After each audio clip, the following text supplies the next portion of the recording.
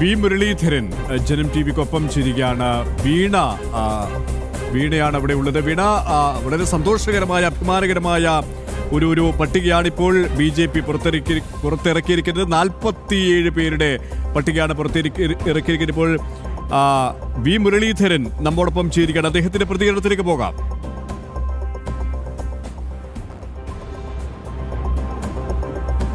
തീർച്ചയായും KP, കഴക്കൂട്ടം മണ്ഡലത്തിൽ ഏറെ നാളായി സജീവമായി പ്രവർത്തിക്കുന്ന ആളാണ് വി മുരളീധരൻ. BJPയുടെ മുതിർന്ന നേതാവാണ്, മുൻ കേന്ദ്രമന്ത്രിയാണ്. കഴക്കൂട്ടംകാരെ സംബന്ധിച്ചിടത്തോളം സുപരിചിതനായ ആൾ കൂടിയാണ്. ഇപ്പോൾ സ്ഥാനാർത്ഥിയായി എത്തിയിരിക്കുകയാണ്.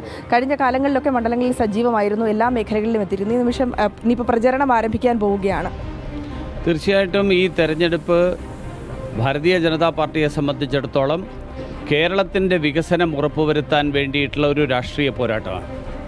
കഴിഞ്ഞ 10 കൊല്ലക്കാലം കേരളത്തിൻ്റെ വികസനത്തെ പുറകോട്ട് നടത്തിച്ച ആളുകൾ, കേരളത്തെ കടക്കടിയിലാക്കിയ ആളുകൾ, കേരളത്തെ നാണം കെടുത്തുന്ന തരത്തിൽ കേരളത്തിൻ്റെ ആരോഗ്യ മേഖലയെ തകർത്ത ആളുകൾ, അങ്ങനെയുള്ള ആളുകൾക്ക് പകരം കേരളത്തിൻ്റെ വികസനം ഉറപ്പുവരുത്താൻ കഴിയുന്ന, കേരളം മുൻപന്തിയിൽ നിൽക്കുന്ന ആരോഗ്യ വിദ്യാഭ്യാസ മേഖലകൾ, ആ മേഖലകളിൽ ഇന്ന് തകർച്ചയെ നേരിട്ടുകൊണ്ടിരിക്കുന്ന സാഹചര്യം, ആ സാഹചര്യത്തിൽ നിന്ന് കേരളത്തെ കരകയറാൻ വേണ്ടിയിട്ടുള്ള ശ്രമങ്ങൾ നടത്താൻ വേണ്ടിയിട്ടുള്ള ഒരു പോരാട്ടം, ആ പോരാട്ടമായിട്ടാണ് ഞങ്ങൾ ഈ തെരഞ്ഞെടുപ്പിനെ കാണുന്നത്. അതുകൊണ്ട് ഈ തെരഞ്ഞെടുപ്പിൽ ജനങ്ങൾ ദേശീയ ജനാധിപത്യ സഖ്യത്തോടൊപ്പം ഭാരതീയ ജനതാ പാർട്ടിയോടൊപ്പം ഉണ്ടാകും. കാരണം ഇത് ജനങ്ങൾക്ക് വേണ്ടി ഞങ്ങൾ നടത്തുന്ന പോരാട്ടമാണ്. കഴക്കൂട്ടം മണ്ഡലത്തെ സംബന്ധിച്ചിടത്തോളം അനുദിനം വളർന്നുകൊണ്ടിരിക്കുന്ന ഒരു മണ്ഡലമാണ്, IT നഗരമാണ്. ഒപ്പം തന്നെ പ്രാന്തപ്രദേശങ്ങളിലടക്കം ഗ്രാമപ്രദേശങ്ങളുണ്ട്, വികസനം എത്താത്തിടമുണ്ട്. 10 വർഷം മുൻ ദേവസ്വം മന്ത്രിയായിരുന്ന കടകംപള്ളി ഭരിച്ചിട്ട് പോലും വികസനം എത്താത്ത, കുടിവെള്ളമടക്കമുള്ള പ്രശ്നങ്ങളുള്ള, റോഡുകളുടെ പ്രശ്നമുള്ള ഏരിയ കൂടിയാണ്. അപ്പോൾ അത്തരം വിഷയങ്ങളടക്കം ജനങ്ങൾക്ക് ചർച്ച ചെയ്യുന്ന ഒരു സാഹചര്യമില്ലേ? ഈ മണ്ഡലം നേരിടുന്ന ഏറ്റവും ഗുരുതരമായിട്ടുള്ള പ്രശ്നം കുടിവെള്ള പ്രശ്നമാണ്. ജനങ്ങൾക്ക് കുടിക്കാനുള്ള വെള്ളം പോലും ലഭ്യമാക്കാൻ കഴിയാത്ത ഒരു ഭരണ സംവിധാനം, ഒരു സർക്കാർ, അങ്ങനെ ഒരു ജനപ്രതിനിധി, ആ ജനപ്രതിനിധി ബാക്കി എന്തൊക്കെ വികസനം പറഞ്ഞാലും ശരി, ആ വികസനത്തിനേക്കാൾ മനുഷ്യന് ഏറ്റവും അത്യാവശ്യമുള്ള കാര്യമാണ് ദാഹജലം. ആ ദാഹജലം നൽകാൻ കഴിയുന്നില്ല. കർഷകർ നേരിടുന്ന കാട്ടുപന്നി ശല്യം തൊട്ട് വെള്ളക്കെട്ട് വരെയുള്ള എല്ലാ പ്രശ്നങ്ങളും തിരുവനന്തപുരത്തെ കേരളത്തിൻ്റെ തലസ്ഥാന നഗരിയിലെ ഏറ്റവും ദ്രുതഗതിയിൽ വികസിച്ചുകൊണ്ടിരിക്കുന്ന മണ്ഡലത്തിൽ ഇന്നും സജീവമായിട്ട് നിൽക്കുന്നു എന്ന് പറയുമ്പോൾ ഈ പറയുന്ന വികസനമൊക്കെ തൊലിപ്പുറത്തെ വികസനമാണ്. ജനങ്ങൾക്ക് പ്രയോജനപ്പെടുന്ന തരത്തിലുള്ള ഒരു വികസനവും വാസ്തവത്തിൽ ഇവിടെ നടപ്പിലായിട്ടില്ല എന്നുള്ളത് ജനങ്ങൾക്ക് ബോധ്യമായിരിക്കുന്നു. അതുകൊണ്ടാണ് ഭാരതീയ ജനതാ പാർട്ടി ജനങ്ങൾ പറയുന്ന മുദ്രാവാക്യത്തെ ഏറ്റെടുത്തിരിക്കുന്നത്, മതിയായി ഈ MLA. അതുമാത്രമല്ല, കഴിഞ്ഞ തിരഞ്ഞെടുപ്പുകളിലടക്കം BJPക്ക് വലിയ മുന്നേറ്റമുണ്ടായി. ഇപ്പോൾ തന്നെ തദ്ദേശ തിരഞ്ഞെടുപ്പിലടക്കം അവിടെ നിന്ന് കൗൺസിലർമാരുണ്ടായിട്ടുണ്ട്. ഇപ്പോൾ ജനങ്ങൾ മാറി ചിന്തിച്ചു തുടങ്ങി, മാറ്റത്തിൻ്റെ പാതയിലേക്കാണ്. അത് നമുക്ക് ഈ ഒരു നിയമസഭാ തിരഞ്ഞെടുപ്പിലും പ്രതിഫലിക്കുമെന്നല്ലേ? കഴക്കൂട്ടം രാഷ്ട്രീയമായിട്ട് ചിന്തിക്കുന്ന ആളുകളുടെ ഒരു മേഖലയാണ് ഏറ്റവും കൂടുതൽ. അതുകൊണ്ടാണ് കഴിഞ്ഞ 2-3 കോർപ്പറേഷൻ തിരഞ്ഞെടുപ്പുകളിൽ തിരുവനന്തപുരത്തിൻ്റെ മറ്റ് മണ്ഡലങ്ങളിലൊക്കെ 10-12 കൗൺസിലർമാരുണ്ടായിരുന്നപ്പോൾ ഭാരതീയ ജനതാ പാർട്ടിക്ക് ഈ മണ്ഡലത്തിൽ വലിയൊരു മുന്നേറ്റം കാഴ്ചവെക്കാൻ ആ കാലത്ത് സാധിച്ചിരുന്നില്ല. കാരണം രാഷ്ട്രീയമായിട്ട് ചിന്തിക്കുന്ന ആളുകളാണ്. പക്ഷേ ഇന്ന് ആ രാഷ്ട്രീയമായിട്ട് ചിന്തിക്കുന്ന ആളുകളടക്കം മാറി ചിന്തിച്ചു തുടങ്ങി. കാരണം കോർപ്പറേഷൻ ഭരണം ഉൾപ്പെടെ അങ്ങേയറ്റം ജനങ്ങൾ വെറുക്കുന്ന തരത്തിലുള്ള ഒരു ഭരണമായിട്ട് മാറിയപ്പോൾ സ്വാഭാവികമായും ജനങ്ങൾ ഇവരെ താഴെ ഇറക്കണം എന്നുള്ള തീരുമാനമെടുത്തു. ആ രാഷ്ട്രീയമായിട്ടുള്ള വിജയമാണിത്. ഇത് കോർപ്പറേഷനിലെ കുറച്ച് സ്ഥാനാർത്ഥികൾക്ക് മാത്രം കിട്ടിയ വിജയമോ വ്യക്തിപരമായിട്ടുള്ള നേട്ടങ്ങളോ മാത്രമല്ല. വ്യക്തിപരമായിട്ട് എല്ലാവർക്കും എല്ലാ തെരഞ്ഞെടുപ്പിലും കുറച്ച് വോട്ടൊക്കെ കിട്ടും. പക്ഷേ ആ രാഷ്ട്രീയമായിട്ടുള്ള വിജയം ഈ തെരഞ്ഞെടുപ്പ് വരുമ്പോൾ തീർച്ചയായിട്ടും രാഷ്ട്രീയമായിട്ട് ചിന്തിക്കുന്ന ആളുകൾ അതനുസരിച്ചിട്ട് ഈ തെരഞ്ഞെടുപ്പിലും വോട്ട് രേഖപ്പെടുത്തും. മണ്ഡലത്തിലേക്ക് ഇറങ്ങുകയാണ്, ഇനി സജീവമാവുകയാണ്. സജീവമായിരുന്നു അതിന് ഇരട്ടിയാകുകയാണ്. തീർച്ചയായിട്ടും വരും ദിവസങ്ങളിൽ വിശ്രമമില്ലാത്ത ദിവസങ്ങൾ എന്നുള്ള നിലയിൽ പാർട്ടിയുടെ മുഴുവൻ പ്രവർത്തകരും രംഗത്തിറങ്ങുന്ന ദിവസങ്ങളാണ് ഇനി വരാൻ പോകുന്നത്. അവരോടൊപ്പം ഞാനും ഉണ്ടാവും. തീർച്ചയായും കെ പി, ഇനി തിരഞ്ഞെടുപ്പ് ചൂടിലേക്ക് BJP കൂടി കളത്തിലേക്ക് എത്തുമ്പോൾ അത് സജീവമാവുകയാണ്, ഇരട്ടി ആവേശത്തിലാവുകയാണ്. പ്രവർത്തകർ ഒപ്പമുണ്ട്. ഇനിയുള്ള ദിവസങ്ങളിൽ ഇനി അല്പസമയങ്ങൾക്കകം തന്നെ കഴക്കൂട്ടം മണ്ഡലത്തിൻ്റെ വിവിധയിടങ്ങളിൽ വി മുരളീധരൻ എത്തും. ഒപ്പം തന്നെ ഇതുമായി ബന്ധപ്പെട്ട് ജനങ്ങൾക്ക് ഒരുപാട് കാര്യങ്ങൾ അദ്ദേഹത്തിനോട് പറയാനുണ്ട്. ഇതിനോടകം തന്നെ പറഞ്ഞു, ഇനിയിപ്പോൾ അവരെ കാണുക, അവരോടൊപ്പം കൂടുതൽ സമയം പങ്കിടുക, ആ ഒരു സജീവ പ്രവർത്തനങ്ങളിലേക്ക് കടക്കുക. അത് തന്നെയാണ് കഴക്കൂട്ടം നിവാസികളെ സംബന്ധിച്ചിടത്തോളം വി മുരളീധരൻ പരിചിത മുഖമാണ്. അത്രമേൽ ഹൃദ്യമായ, അത്രമേൽ പരിചിതമായ തങ്ങളുടെ പ്രിയപ്പെട്ട നേതാവാണ്. അതുകൊണ്ട് തന്നെ അദ്ദേഹം കളത്തിലേക്ക് ഇറങ്ങുമ്പോൾ ഹൃദ്യമായ സ്വീകരണമായിരിക്കും അദ്ദേഹത്തിന് എല്ലാ കോണുകളിലും, അത് കക്ഷി രാഷ്ട്രീയ ഭേദമന്യേ ലഭിക്കുക എന്ന കാര്യത്തിൽ സംശയമില്ല. ഒപ്പം വീണ നേരത്തെ പറഞ്ഞതുപോലെ തന്നെ കഴക്കൂട്ടം ഒരു മെട്രോ സിറ്റിയാണ്. പക്ഷേ പുറമോടിക്കപ്പുറം അവികസിതമായ ഒട്ടേറെ മേഖലകളുണ്ട്. പ്രത്യേകിച്ച് അദ്ദേഹം സൂചിപ്പിച്ചതുപോലെ തന്നെ കുടിവെള്ള പ്രശ്നം, അത്തരത്തിൽ കുടിവെള്ളം കിട്ടാക്കനിയായി മാറിയ നിരവധി ജനങ്ങളുണ്ട്, പ്രദേശവാസികളുണ്ട്. അത്തരത്തിൽ അടിസ്ഥാന കാര്യങ്ങളിൽ ഇടപെട്ടുകൊണ്ട് അടിസ്ഥാന വികസനം ലക്ഷ്യമിട്ടുകൊണ്ടുള്ള ഒരു പ്രചാരണം തന്നെയായിരിക്കും നടത്തുക എന്ന് തന്നെയാണ് അദ്ദേഹം വ്യക്തമാക്കുന്നത്, അല്ലേ?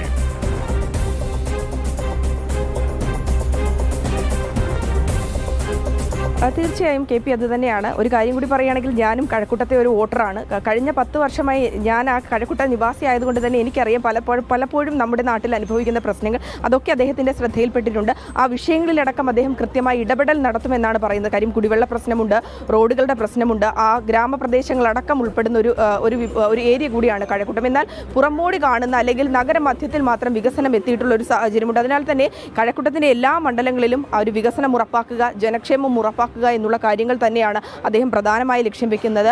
കഴിഞ്ഞ ഏതാനും വർഷങ്ങളായി അദ്ദേഹം മണ്ഡലത്തിൽ സജീവമാണ്. ജനങ്ങളുടെ എല്ലാ പ്രശ്നങ്ങൾക്കും അദ്ദേഹം ഒപ്പം നിൽക്കാറുണ്ട്. ആ വാർഡുകളിൽ ഇതിനോടകം തന്നെ പല പ്രശ്നങ്ങളിലും അദ്ദേഹം സജീവ ഇടപെടൽ നടത്തിയിട്ടുള്ളൊരു വ്യക്തി കൂടിയാണ് അദ്ദേഹം. അതോടൊപ്പം തന്നെ അദ്ദേഹം ഈ ഒരു തിരഞ്ഞെടുപ്പിൽ അവിടെ സ്ഥാനാർത്ഥിയായി എത്തുമ്പോൾ ജനങ്ങൾക്ക് ഏറെ പ്രതീക്ഷ നൽകുന്നതാണ്. ഇനി മാറ്റത്തിൻ്റെ മുഖം അത് കഴക്കൂട്ടത്തിനും ഉണ്ടാകുമെന്നുള്ളൊരു ശുഭപ്രതീക്ഷ കൂടിയാണ് അദ്ദേഹം പങ്കുവയ്ക്കുന്നത്. കെ പി, വീടൊപ്പം തന്നെ നേരത്തെ പറഞ്ഞതുപോലെ തന്നെ ഈ കഴക്കൂട്ടം എന്നുള്ള ആ ഒരു മെട്രോ സിറ്റിയെ സംബന്ധിച്ചിടത്തോളം, ഒരു നഗരഭാഗത്തെ സംബന്ധിച്ചിടത്തോളം മുൻ കേന്ദ്രമന്ത്രി കൂടിയായ വി മുരളീധരന്റെ സ്ഥാനാർത്ഥിത്വം വലിയ സ്വീകാര്യതയാണ് ലഭിച്ചുകൊണ്ടിരിക്കുന്നതെന്ന കാര്യത്തിൽ സംശയമില്ല. കാരണം വി മുരളീധരനായിരിക്കും അവിടെ BJPയുടെ NDAയുടെ സ്ഥാനാർത്ഥി ആവുക എന്ന് ഉറപ്പിച്ചതു മുതൽ തന്നെ വലിയ രീതിയിലുള്ള പ്രചാരണം അടിത്തട്ടിൽ മുതൽ സാധാരണ പ്രവർത്തകർ നടത്തിക്കൊണ്ടിരിക്കുകയാണ്. അതുകൊണ്ട് തന്നെ 23 ദിവസമാണ് കേവലം പ്രചാരണത്തിന് ഇക്കുറി എല്ലാ മുന്നണികൾക്കും ലഭിക്കുക, എല്ലാ സ്ഥാനാർത്ഥികൾക്കും ലഭിക്കുക. പക്ഷേ ഒരു പടി കൂടി മുന്നിൽ കടന്നുകൊണ്ടുള്ള പ്രചാരണമാണ് NDA നടത്തിയത്. കാരണം NDA നേരത്തെ തന്നെ എല്ലാ മണ്ഡലങ്ങളിലും സജീവ സാന്നിധ്യമായിരുന്നു. ജനങ്ങൾക്ക് കേന്ദ്ര സർക്കാരിൻ്റെ ജനക്ഷേമ പദ്ധതികൾ വിശദീകരിച്ചുകൊണ്ട് സംസ്ഥാന സർക്കാരിൻ്റെ വികസന മുരടിപ്പ് തുറന്നു കാട്ടിക്കൊണ്ടുള്ള പ്രചാരണം ആരംഭിച്ചിരുന്നു. അതുകൊണ്ട് തന്നെ വലിയ പ്രതീക്ഷയിൽ തന്നെയാണ് ഇപ്പോൾ ഇതിനകം കഴക്കൂട്ടം നിവാസികൾ, അല്ലേ?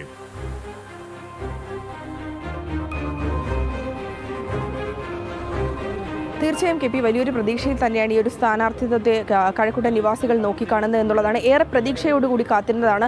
കഴക്കൂട്ട നിവാസികൾക്കൊക്കെ പ്രതീക്ഷയുണ്ടായിരുന്നു NDAയുടെ സ്ഥാനാർത്ഥി വി മുരളീധരൻ തന്നെയാകുമെന്നുള്ളത്. കാരണം ആ വാർഡുകളിലെ ജനങ്ങളുടെ പ്രശ്നങ്ങളിലേക്ക് ഇടപെടും. നമുക്കറിയാം, കഴക്കൂട്ടത്തെ LDF സ്ഥാനാർത്ഥി എന്ന് പറയുന്നത് മുൻ ദേവസ്വം മന്ത്രിയും നിലവിലെ MLAയുമായ കടകംപള്ളി സുരേന്ദ്രനാണ്. കഴിഞ്ഞ 10 വർഷമായി അദ്ദേഹം അവിടെ പ്രവർത്തിക്കുന്നുണ്ടെങ്കിൽ പോലും വികസന പ്രവർത്തനങ്ങൾ എത്താത്ത പല മേഖലകളുണ്ട്. പല അടിസ്ഥാന പ്രശ്നങ്ങൾ ഇപ്പോഴും അവിടെ നിലനിൽക്കുന്നുണ്ട്.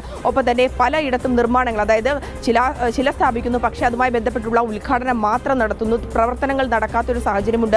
ജനം TV തന്നെ പലതവണ വാർത്ത നൽകിയതാണ് കഴക്കൂട്ടം ഇടത്താവളത്തിന്റെ നിർമ്മാണം. അത് 3 വർഷം കൊണ്ട് പൂർത്തിയാക്കുമെന്ന് പറഞ്ഞ് 6-7 വർഷം എടുക്കേണ്ടി വന്നു. ഈ തിരഞ്ഞെടുപ്പിന് തൊട്ട് മുന്നോടിയായാണ് ഒരു പ്രചാരണ ഉപാധിയാക്കുവാൻ വേണ്ടിയിട്ട് മാത്രമാണ് ശബരിമല ഇടത്താവളത്തിന്റെ ഉദ്ഘാടനം വരെ നിർവഹിച്ചത്. മാത്രമല്ല, കഴക്കൂട്ടം മേൽപ്പാലത്തിന്റെ 2ാം ഘട്ട നിർമ്മാണമടക്കം ഇഴഞ്ഞു നീങ്ങുന്ന ഒരു സാഹചര്യം. MLA എന്ന നിലയിൽ ജനങ്ങളുടെ ഒരു പ്രശ്നങ്ങളിലേക്ക് ഒരു ഇടപെടൽ നടത്തുവാൻ സാധിച്ചിട്ടില്ല എന്നുള്ളതുണ്ട്. രൂക്ഷമായ ഗതാഗത കുരുക്ക്, ഒപ്പം തന്നെ ശ്രീകാര്യം മേൽപ്പാലത്തിന്റെ നിർമ്മാണം, അത് 11 മാസം കൊണ്ട് നിർമ്മിക്കുമെന്നായിരുന്നു പറഞ്ഞിരുന്നത്. കഴക്കൂട്ടം നിയോജക മണ്ഡലത്തിൽ തന്നെ ഉൾപ്പെടുന്നതാണ് ശ്രീകാര്യം. പക്ഷേ ആ മേൽപ്പാലത്തിന്റെ നിർമ്മാണത്തിലടക്കം കൃത്യമായി ഇടപെടൽ നടത്താൻ സാധിച്ചിട്ടില്ല. അതുപോലെ തന്നെ കുടിവെള്ള പ്രശ്നം, അതുപോലെ തന്നെ കാട്ടുപന്നിയുടെ ശല്യം, ഇത്തരത്തിലുള്ള നിരവധി പ്രശ്നങ്ങളുണ്ട്. ആ പ്രശ്നങ്ങളിലൊന്നും കൃത്യമായി ഇടപെടൽ നടത്താൻ ആ ഒരു MLA എന്ന നിലയിൽ സാധിച്ചിട്ടില്ല. ഒരു പുറമോടി അല്ലെങ്കിൽ ജനങ്ങളുടെ കണ്ണിൽ പൊടിയിടുവാനുള്ള ചില പ്രഖ്യാപനങ്ങൾ നടത്തുന്നു, ചിലകൾ സ്ഥാപിക്കുന്നു, ചില രാഷ്ട്രീയപരമായ പ്രചാരണങ്ങൾ അല്ലെങ്കിൽ ചില പ്രഖ്യാപനങ്ങൾ, ആരോപണങ്ങളൊക്കെ നടത്തി കഴക്കൂട്ടം MLA എന്ന നിലയിൽ കടകംപള്ളി ഒഴിഞ്ഞു മാറുന്ന ഒരു സാഹചര്യം അല്ലെങ്കിൽ ഈ കടകംപള്ളി സുരേന്ദ്രനെ സംബന്ധിച്ചിടത്തോളം ഈ ശബരിമല സ്വർണ്ണ കവർച്ചയുമായി ബന്ധപ്പെട്ട അലിഗേഷൻ, ആ ഒരു വിവാദം, അദ്ദേഹത്തെ ഒന്ന് തൊടാൻ പോലും SIT പ്രത്യേക അന്വേഷണ സംഘം മടിച്ചു നിൽക്കുന്ന സാഹചര്യം കണ്ടു. കാരണം അതൊക്കെയും സംസ്ഥാന സർക്കാരിന്റെ താല്പര്യങ്ങൾക്ക് അനുസരിച്ചാണ്. പക്ഷേ സാധാരണക്കാരായ ജനങ്ങൾ ഇതൊക്കെയും തിരിച്ചറിയുന്നുണ്ട്. പല വിവാദങ്ങളിലൂടെയാണ് കടകംപള്ളി എന്നുള്ള തങ്ങളുടെ MLA മുൻ ദേവസ്വം മന്ത്രി കടന്നുപോയത് എന്ന് അവർ തിരിച്ചറിയുകയും ഇനി ഒരിക്കലും തെറ്റുപറ്റില്ല എന്ന തിരിച്ചറിവിലേക്ക് അവിടുത്തെ സാധാരണക്കാരായ ജനങ്ങൾ, അത് കക്ഷി രാഷ്ട്രീയ ഭേദമന്യേ എത്തി എന്ന് നമുക്ക് നിസ്സംശയം പറയാൻ സാധിക്കും. ഒപ്പം കോൺഗ്രസിലേക്ക് UDF-ലേക്ക് പോവുകയാണെങ്കിൽ ഇപ്പോഴും സ്ഥാനാർത്ഥി പ്രഖ്യാപനം എങ്ങും എത്താത്ത അവസ്ഥയിലാണ്. അവിടെയാണ് ഒരു ദേശീയതയുടെ മുഖമായ ജനപ്രിയ സ്ഥാനാർത്ഥിയെ തന്നെ, മുൻ കേന്ദ്രമന്ത്രിയെ തന്നെ കള്ളത്തിൽ ഇറക്കിക്കൊണ്ട് ആ എക്കറാസ് മണ്ഡലത്തിൽ ശക്തമായ സാന്നിധ്യമാകാൻ, ആ മണ്ഡലം പിടിക്കാൻ തന്നെ ഇറങ്ങിയിരിക്കുന്നൊരു ഇന്ത്യ അല്ലേ?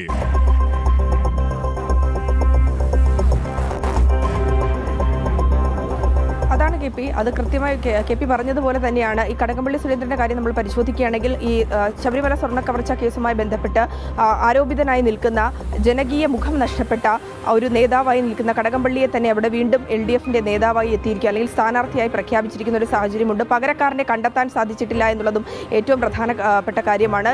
CPM-ന്റെ ജനകീയ മുഖം നഷ്ടപ്പെടുന്ന, അല്ലെങ്കിൽ CPM-ൽ അപ്രസക്തനായിക്കൊണ്ടിരിക്കുന്ന ഒരു നേതാവിനെ അവിടെ കൊണ്ട് നിർത്തി അത്തരത്തിലുള്ള വീണ്ടും ആ ഒരു മണ്ഡലം പിടിക്കുവാനുള്ള ഒരു അസാന്ദ്ര ഒരു പരിശ്രമമാണ് LDF നടത്തുന്നതെങ്കിൽ, കോൺഗ്രസിന്റെ കാര്യം നമ്മൾ നോക്കുകയാണെങ്കിൽ കോൺഗ്രസ് മൂന്നാം സ്ഥാനത്തേക്ക് തഴയപ്പെട്ട ഒരു മണ്ഡലം കൂടിയാണ് കഴക്കൂട്ടം. ഇതിനു മുൻപ് പലതവണ MLA ആയിരുന്നത് MA വാഹിദ് ആയിരുന്നു. പക്ഷേ MLA വാഹിദ് എന്ന നിലയിൽ പ്രവർത്തനങ്ങൾ മികച്ച രീതിയിൽ കാഴ്ചവെക്കാൻ സാധിക്കാത്തൊരു സാഹചര്യമുണ്ട്. അപ്പോൾ തന്നെ കോൺഗ്രസിലെ പടലപ്പിണക്കവും അഭിപ്രായ ഭിന്നതയും ഗ്രൂപ്പുകൾ തമ്മിലുള്ള ഭിന്നതയും ഒക്കെ വലിയ തരത്തിൽ കോൺഗ്രസിനെ തളർത്തുന്ന ഒരു സാഹചര്യമുണ്ട്. ഈ നിമിഷം പോലും ഈ തിരഞ്ഞെടുപ്പുമായി ബന്ധപ്പെട്ട ഒരു സ്ഥാനാർത്ഥിയെ നിർണ്ണയിക്കുവാൻ കോൺഗ്രസിന് സാധിക്കാത്തൊരു സാഹചര്യമുണ്ട്. ഒപ്പം തന്നെ കോൺഗ്രസ് ഇല്ലാതായി പോകുന്ന, അല്ലെങ്കിൽ ജനകീയ മുഖം നഷ്ടപ്പെടുന്ന, അല്ലെങ്കിൽ പ്രാതിനിധ്യം നഷ്ടപ്പെടുന്ന ഒരു സാഹചര്യം നിലനിൽക്കുന്ന ഒരു ഘട്ടം കൂടിയുണ്ട്. അവിടെയാണ് BJP-യെ സംബന്ധിച്ചിടത്തോളം തിരഞ്ഞെടുപ്പ് മാത്രം ലക്ഷ്യം വെച്ചുകൊണ്ടുള്ള പൊതുവിൽ കഴിഞ്ഞ വർഷങ്ങളായി V. മുരളീധരന്റെ നേതൃത്വത്തിൽ അവിടെ ജനങ്ങളുടെ പ്രശ്നങ്ങൾക്ക് ഇടപെടുന്നത്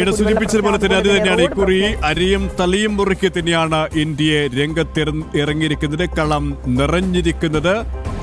കഴക്കൂട്ടത്ത് മുൻ കേന്ദ്രമന്ത്രി V. മുരളീധരനാണ് BJP-യുടെ സ്ഥാനാർത്ഥി. 47 സ്ഥാനാർത്ഥികളായി ആദ്യഘട്ട പട്ടികയാണ് BJP അല്പസമയം മുമ്പ് പുറത്തിറക്കിയത്.